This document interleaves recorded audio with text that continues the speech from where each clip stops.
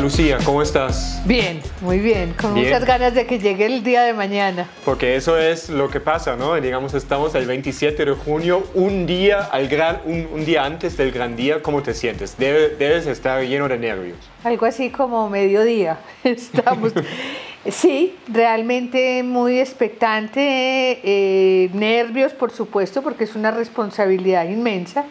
Es un informe que, pues, con seguridad va a generar alguna conmoción, porque pues también poco de eso se trata. Debe ser así, ¿no? de mover y de poner en evidencia lo que no hemos querido ver.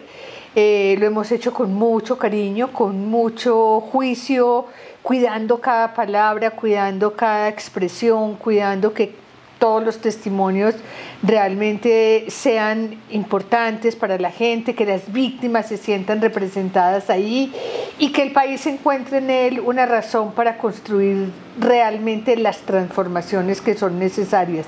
Ese es el objetivo final de ese informe final. No es solo un relato de la tragedia, sino sobre todo un documento que nos lleve a decir: tenemos que ser capaces de transformar asuntos que son muy importantes para construir la sociedad que queremos. Entonces entiendo que allí también se necesita un mensaje también de esperanza, pero también hablaste de algunas cosas que no hemos querido escuchar o ver. Si tú podrías poner como 2 o 3 ejemplos, ¿cuáles serían como los hallazgos que destacarías quizá?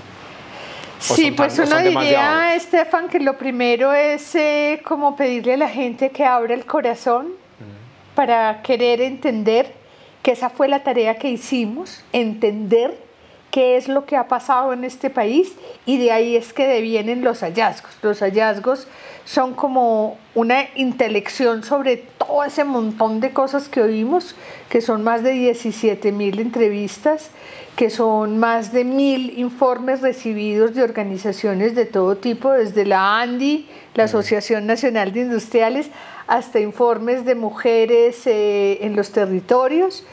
Y tú te diste cuenta, tú lo viviste, conversaciones en todos los territorios, con todos los sectores que también hacen parte de ese insumo para concluir cosas. Entonces, por supuesto, hay ahí testimonios que son absolutamente dolorosos.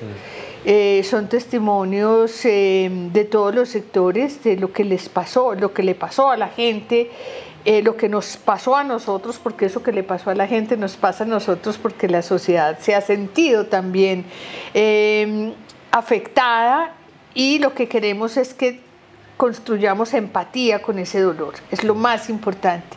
Entonces uno puede decir, duro, muy duro lo que le pasó a los niños y a las niñas, porque es que eso es destruir no solamente un presente, sino un futuro, una ilusión, negarle la posibilidad de la infancia. Muy duro también la vinculación de algunos sectores del Estado con la guerra. Eso es un asunto que seguramente va a causar algún revuelo, pero que es fundamental nombrarlo, porque sin eso no somos capaces de salir de ahí. Y muy duro también todo el tema, por ejemplo, de la violencia sexual. Eso es un tema que eso pues le llega a uno al alma, porque dice, no puede ser que hayan convertido en botín de guerra el cuerpo de las mujeres, pero también el cuerpo de los hombres, es decir, también violaciones a los hombres. Entonces hay muchas cosas que son muy dolorosas, pero que lo que queremos es que la sociedad pues las lea en clave de no más, en clave de basta ya, en clave de esto no nos puede seguir pasando, y ahí todos tenemos una responsabilidad en la construcción de un futuro y de aceptar que eso que pasó nos pasó a todos nosotros. Yo quisiera poner un punto, porque uno dice, bueno, se va a presentar el informe. El informe es muy, digamos, muy grande, es muy completo, pero uno piensa en un informe como libros, como algo así, pero yo entiendo que hay mucho más, ¿no? Hay como o sea, por ejemplo, tú que siempre trabajas mucho con la cultura, ¿qué más hay en ese informe? ¿Cómo nos podemos imaginarlo? Sí, bueno, el informe final tiene unos capítulos muy centrales, que son la declaración, que es un documento síntesis de alguna manera, convocante a la sociedad, que es una especie de interpelación ética y política. Está después el de hallazgos y recomendaciones, que sintetiza cuáles son esas intelecciones o esas síntesis que sacamos, esas conclusiones que sacamos después de oír a tantos y de analizar tantas cosas, y las recomendaciones. Está el documento de narrativa histórica, que a mí me parece que es muy iluminador, porque es coger desde antes, desde los años 50 hasta acá, cómo hubo momentos de apertura y de cierre democrático, y cuando entran las guerrillas, los paramilitares, las disputas políticas, etc. Y el país no tiene un relato histórico. No es el relato, no es el único, pero es un ejercicio de ordenar un poco los hechos para que tengamos por lo menos unos referentes para poder entender en el tiempo cómo se fueron transformando positiva y negativamente las circunstancias en este país. Y tiene una serie de capítulos muy largos, muy complejos, muy hondos, como el de violaciones a los derechos humanos y al derecho internacional humanitario, el de pueblos étnicos, que es un capítulo muy largo, apenas para narrar la tragedia que han vivido estos pueblos que nosotros no hemos tenido en consideración y que no hemos visto, el de niños, niñas y adolescentes, que es pues un documento muy documentado, el de el exilio, que como hemos dicho hay más de 1 millón de personas en el exilio que tampoco el país las tiene en cuenta y que son como ese otro país por fuera que da cuenta de la guerra que hemos vivido, el de impactos, afrontamientos y resistencias, y el volumen testimonial, que son unos volúmenes pues mucho más largos, pero por eso, porque es un documento muy largo, hemos optado por tener unas otras formas de contarlo. La más compleja y completa y que va a estar al alcance de todo el mundo es la transmedia digital. La transmedia digital es una plataforma virtual que va a estar en el celular, en el computador de cualquier persona, que se puede navegar muy amablemente, que está llena de relatos, que está llena de los momentos más importantes de la comisión, como fueron los reconocimientos de responsabilidades, pero también el reconocimiento a las víctimas, a los pueblos étnicos, a las mujeres, etc. Y tiene herramientas pedagógicas y va a tener también un archivo de todas las producciones artísticas que hemos hecho. Ahora hablamos del arte como un medio tan potente para contar las cosas. Va a tener un repositorio, de ese repositorio todo el mundo puede bajar cosas para construir pedagogía. Mejor dicho, es una plataforma que está abierta al público de la República para que todo el mundo entienda. Eso me parece súper importante porque, por un lado, y creo que ustedes siempre repitan eso también y siempre dicen eso con mucho énfasis, eso es un punto central, el informe y todo lo que implica, pero también es un punto de partida, ¿no? Necesitamos que tengamos el diálogo nacional, el debate nacional sobre lo que fue y sobre lo que eso también significa para el futuro. Y en ese sentido, también yo me imagino que es importantísimo que, no sé, algo como yo podría hablar con mis sobrinos, entonces decir, mira, o sea, cuando ellos preguntan cosas y vemos, miremos lo que hay, y no siempre, por supuesto, necesitamos lo escrito, pero también a veces otras formas como entenderlo. Sí, siquiera pusiste ese tema porque mira, por un lado, el informe final, si no se apropia por la sociedad, hemos perdido el tiempo. Claro. Y hemos perdido la generosidad de las víctimas de poner su dolor al servicio de su patria, y hemos perdido la generosidad de los responsables de poner su vergüenza al servicio de la patria. Y tú que vienes de Alemania lo sabes, sí y solo sí, cuando una sociedad hace examen de conciencia, contrición de corazón y propósito de enmienda, como decimos aquí en la religión católica, es posible que haya una transformación.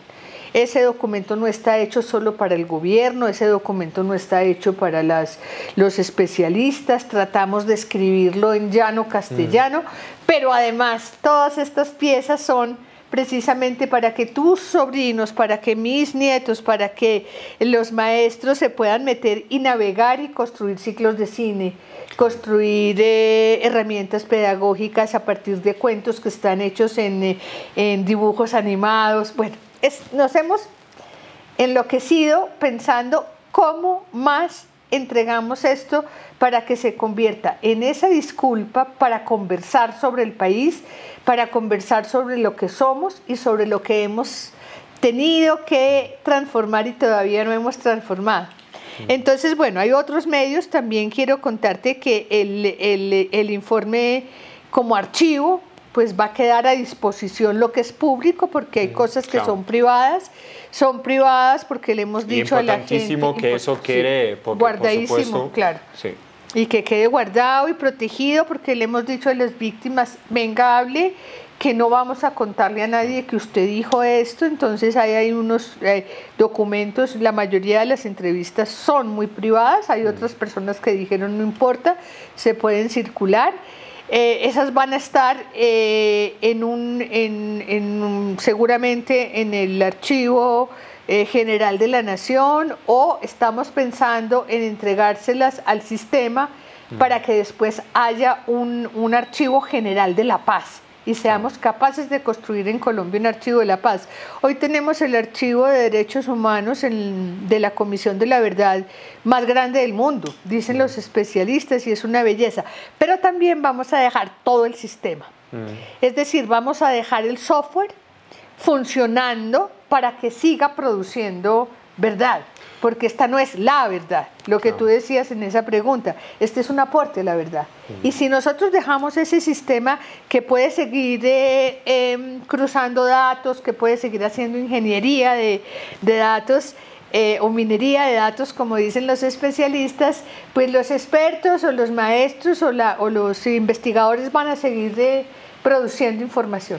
Sí, eso me parece importante, porque los archivos muchas veces uno podría pensar, pero ¿para qué tener unos grandes archivos? Pero justamente para eso, ¿no? Para que van a venir también otro tipo de preguntas que se hace al mismo material. Entonces, claro, mira, o incluso lo que también a mí me parece que sería importantísimo, que por ejemplo sean esos maestros, maestras, estudiantes o cualquier persona de la ciudadanía quiere investigar él o ella misma y tenga la posibilidad, porque eso creo que también es importante. ¿Qué pasó allí en mi pueblo, en mi barrio, en mi comunidad?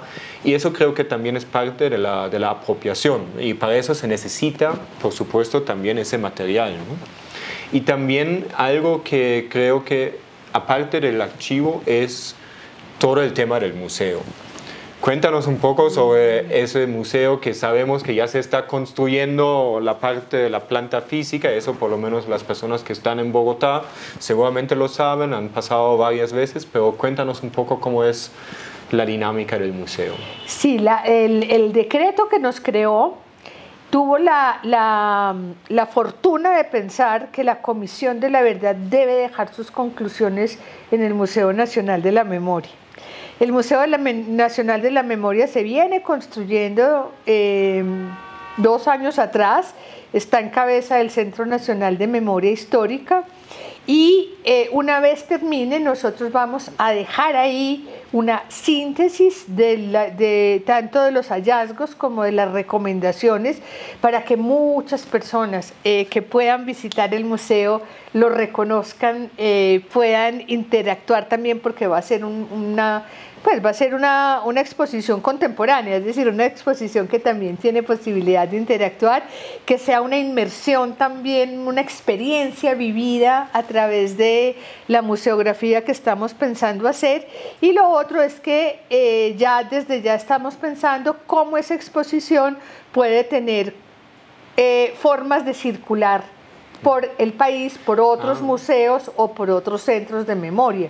porque no todo el mundo vive en Bogotá, no todo el mundo puede ir cuando quiera a Bogotá y entonces hay que estar en todo el país, ¿cierto? Ya estamos pensando eso y hay que decirlo, lo estamos haciendo de la mano de la GIZ alemana y la producción misma del museo la vamos a hacer con recursos de la Embajada de Alemania. Muchas gracias. Pues Alemania siempre ha sido un referente en el tema de memoria y siempre hemos ido a ver los museos de Alemania, a aprender de ellos.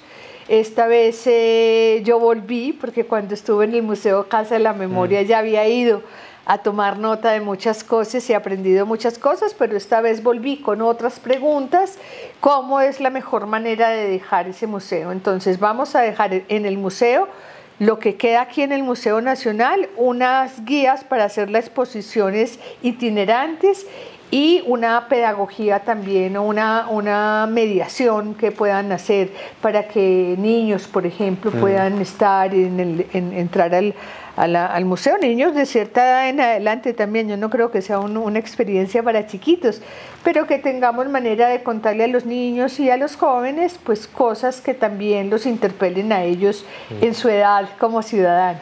Claro, y eso también es algo que nosotros conocemos en Alemania, eso de ir a los sitios de memoria, a los museos, en cierta edad, y creo que eso también siempre depende un poco del grupo, o sea, cuando empiezan a hacer o a plantear las dudas, las preguntas. Y entonces me imagino que allí hay como toda una idea pedagógica también. Nosotros en Alemania tenemos, y no sé si ustedes han contemplado eso, tenemos un debate sobre, especialmente en los antiguos campos de concentración y de exterminio, también la situación que a veces vienen personas que dicen eso es todo mentira. O sea, los negacionistas. No es que pase todos los días, pero es algo que por supuesto causa muchas tensiones ahí, ¿no?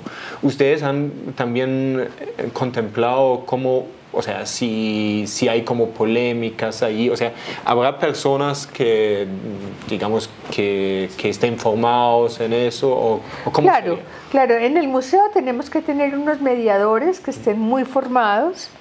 También me recuerdas que en las recomendaciones vamos a dejar recomendaciones para la política nacional de verdad y memoria, que no sea solo de memoria, sino que también avancemos hacia una política de verdad y memoria. Y en esa política de verdad y memoria queremos, pues o dejamos constancia de que queremos que se resignifiquen los sitios donde hubo grandes violencias, porque como tú lo dices, solo cuando los negacionistas van a ciertos sitios se pueden poner en evidencia las cosas. Afortunadamente nosotros tenemos muchos testimonios de gente que en tiempos casi reales de la misma tragedia pues han podido hablar, y eso esperamos que nos ayude a convencer a los negacionistas, porque son los testimonios presentes de quienes vivieron. Sí, no, y creo que eso siempre hay personas que no quieren ver ciertas cosas y se necesita justamente poner la evidencia, totalmente de acuerdo. Yo quería también hablar sobre algo que ya mencionaste 2 o 3 veces y creo que es un punto central del informe, de todo lo que también quiere como el legado de la comisión, y eso son las recomendaciones. Entonces, sabemos que en las comisiones de verdad siempre también está ese punto de recomendar para la no repetición, ¿no? Yo personalmente pienso que la palabra garantías de no repetición es muy ambiciosa porque lamentablemente garantías quizá no los hay, pero ¿qué podemos esperar de esas recomendaciones? Seguramente serían también dirigidos a la sociedad, pero también al gobierno, al nuevo gobierno. ¿Cómo ves? O sea, ahorita que después de 8 días después de la segunda vuelta, que todavía falta mucho por definir, pero ¿cómo ves? ¿Ves que hay como una cierta apertura del gobierno? Claro, no, encontramos un gobierno que está decidido, por un lado, a implementar el acuerdo de La Habana, que eso es muy importante.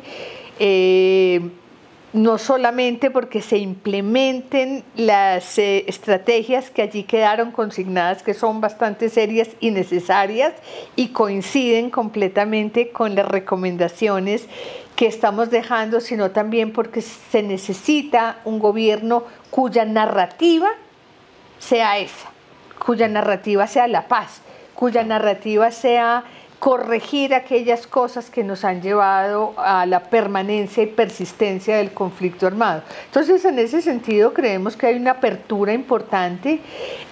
Como dices, las recomendaciones van dirigidas una parte a la sociedad va dirigida fundamentalmente la urgencia de construir una ética pública compartida.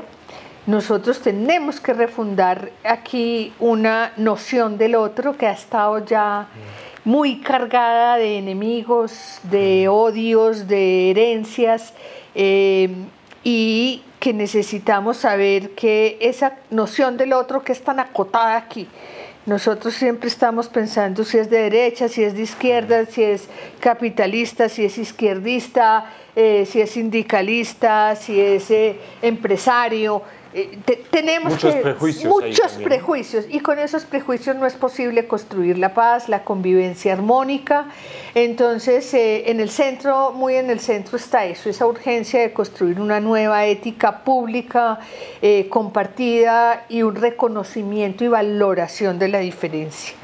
Y allí, como sabemos todo, que la cultura es un campo donde, bueno, te mueves. ¿Y qué papel tiene la cultura allí en poner o digamos, ¿cómo se dice eso? Para combatir contra los prejuicios, pero también para poner gente a hablar, a conversar, que quizá muchas veces no conversan? Bueno, yo creo que ya el arte y la cultura están haciendo su tarea hace rato en este país. Yo creo que nosotros nos reconocemos un país diverso en el arte. Y tenemos que transitar a que eso llegue a la democracia, a la política, a la economía, la cotidianidad, a la cotidianidad, pero yo sí creo que el arte, pues nosotros nos reconocemos como un país plural porque reconocemos las músicas del Pacífico y reconocemos los cantos del Caribe y reconocemos muchas otras cosas, reconocemos a los jóvenes de los barrios populares a través del punk y a través del rap, si no fuera por eso no los habíamos visto. Entonces sí, le concedemos un lugar muy importante al arte y hemos hecho todo el tiempo un estímulo a esas narrativas cotidianas que nacen del corazón de las comunidades, porque las comunidades se expresan fundamentalmente a través del arte y porque el arte nos permite decir cosas que de otra manera no podemos decir también. Entonces, si uno dice las cosas que logra decir el teatro, las dice en una plaza pública, te matan, pero en el teatro las puedes decir. Y lo otro es que el arte pues no tiene tanta limitación. La gente canta, baila, produce teatro porque le nace del alma, porque tiene que decir lo que tiene que decir de alguna manera, porque pues ese dolor adentro necesita salir, pero también esa resistencia se ha hecho es desde el arte. Mira, Lucía, una cosa adicional. Mañana es el gran día de la presentación del informe. Ya sé que pasado mañana no vas a poder descansar porque ustedes tienen todavía más o menos 2 meses para justamente eso, entregarlo a toda la sociedad, ¿no? ¿Qué vas a hacer en los próximos, o sea, después del día de la entrega, qué es más o menos en la agenda? Vamos a hacer giras por todo el territorio nacional. Vamos a estar más o menos 4 días por cada una de las macro territoriales que fueron como las divisiones geográficas que nosotros determinamos. Y en cada uno de esos sitios vamos a buscar llegar a públicos distintos. Estamos tratándole de llegar a los empresarios en todas partes porque es muy importante, a los gobiernos locales, a las organizaciones sociales, a los maestros también, a las organizaciones educativas y a las universidades. Y vamos a hacer también una agenda nacional, es decir, en Bogotá donde están los gremios, donde están las altas cortes, donde está el gobierno saliente y el gobierno entrante, donde vamos a convocar a los rectores de las universidades, por ejemplo. Vamos a hacer la segunda entrega formal que hacemos es a las víctimas. Eso va a ser al otro día. Y vamos a hacer una gira internacional porque pues volvemos sobre los exiliados a entregar a esos nodos, pero también hay que entregarle a las Naciones Unidas y hay que entregarle a la Organización de los Estados Americanos. Vamos a ir a la Corte Internacional, a la Corte Penal Internacional, y vamos a entregarle al Papa también en el Vaticano, porque es un símbolo muy importante y porque el Papa ha estado muy pendiente, y consideramos que en la medida en que el Papa también entienda, pues él ha estado muy pendiente, pero que se haga cargo de hacerle eco a este enorme esfuerzo. Y seguramente después de esos 2 meses nos van a llamar de muchas partes a seguir contando. Yo quisiera terminar con una pregunta. Después de todo el trabajo que ustedes han hecho de los últimos, 3 años y medio, y de hecho es más, creo, ¿qué es lo que te queda ahí como presente? Seguramente muchísimas cosas que no vas a olvidar. También hablaste de temas muy dolorosos, creo que también, que me imagino que también es difícil para uno escuchar eso, cómo procesarlo, no sé si esa es la palabra, pero ¿qué es lo que quizá también tienes como que te queda y quizá también un mensaje que sí o sí hay que dejar? Bueno, sí, no, me quedan muchas cosas. Realmente yo vengo de una experiencia que esto no es del todo nuevo y sin embargo este acumulado nacional pues te hace mella en el corazón, en el alma. En la mente también me quedan muchas cosas. Me queda claro que en una democracia tan precaria como la que nosotros tenemos no es posible la paz. Me queda claro que como ciudadanos tenemos que ser mucho más proactivos. Los ciudadanos tenemos una responsabilidad mucho más grande que la que nos hemos jugado en Colombia. Aquí la guerra hizo que la sociedad civil creciera mucho, por fortuna, pero nos falta todavía ponernos serios con temas como la equidad y la inclusión. Son temas que siguen estando en una deuda. En Colombia es el segundo. Escandalizarse cuando uno ve esas injusticias. Con esas injusticias nos acostumbramos a ver la injusticia, a ver la pobreza. Es el país del mundo que tiene el índice de acumulación de tierra más grande. Es el segundo país de América Latina en inequidad en general. Eso pues es inmoral. Realmente. Claro, y lo vemos todos los días cuando estamos en la calle, se ve, y eso, digamos, decir, eso no puede ser nomás. No puede ser más. Y lo otro es agradecer la generosidad y la altura moral de las víctimas, que es impresionante. Es decir, si algo en la vida te confronta es verles a estas mujeres poner su verdad al servicio de la patria, abogar por la paz, ofrecer el perdón. Ha sido una cosa muy movilizadora en ese sentido, y yo también tengo que reconocer que los responsables han hecho un esfuerzo muy grande, porque también, es decir, uno, todo lo que hicimos estuvo mal, porque realmente lo que hicieron estuvo mal. Fue una guerra inútil, fue una guerra como todas las guerras son inútiles porque en la guerra nadie gana. Entonces el mensaje es lean con mucho amor, con mucha disposición esto, que es un aporte que hacen fundamentalmente las víctimas, no nosotros, también los responsables, y seamos unos ciudadanos mucho más conscientes de los otros que no tienen las oportunidades, y nosotros tenemos ahí una tarea histórica que cumplir como ciudadanos. Sí. O sea, lean, discutan, apropiense y... Sí. Y no es que yo dije en estos días que no era en TikTok, desde TikTok que íbamos a transformar la sociedad. Todo el mundo se rió y fue porque creo que Francia o Petro habían dicho eso, pero lo he dicho siempre, una sociedad tiene que ilustrarse y tiene que ilustrarse sobre su propia realidad. Eso no puede Una sociedad tiene que ser consciente de sí misma, de sus condiciones, de lo que está propiciando, de lo que está creando, y cada ciudadano tiene ahí una responsabilidad. Muchísimas gracias, Lucía, por esa conversación. Muchísimas gracias por todo el trabajo. A Capaz, porque No, nos ha a acompañado mucho a Alemania, porque fue impresionante el acompañamiento y yo sé que lo va a seguir haciendo. Bueno, muchísimas gracias a ustedes y...